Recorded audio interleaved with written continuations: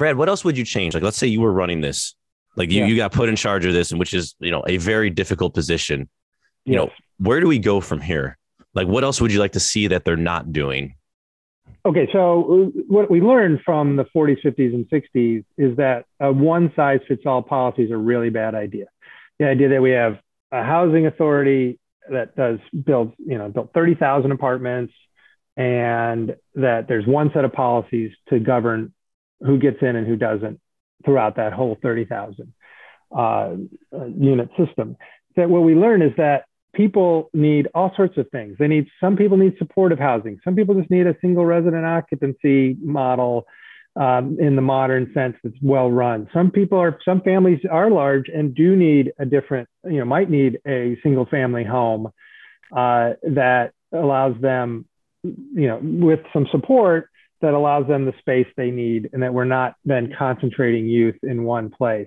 Some people, that we want to encourage moving to home ownership, and that's a perfectly reasonable model, so that it's not one size fits all. And that would mean a whole wide range of things. That might mean investing in some SRO buildings. That might mean investing, buying houses and renting them back, as some of the newer models. Working with private developers to subsidize a portion of the building. Now, I don't. All of them work okay. None of them are a silver bullet. This is a complex problem. To think that there's one answer, no.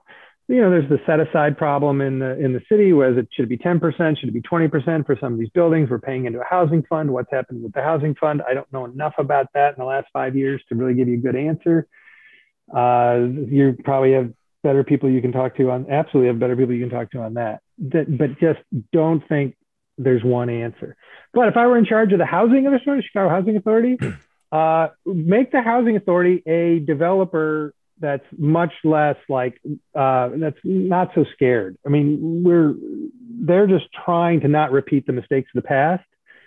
And yet we need a housing authority that's going to be much more proactively trying to develop affordable housing across the city, to develop, to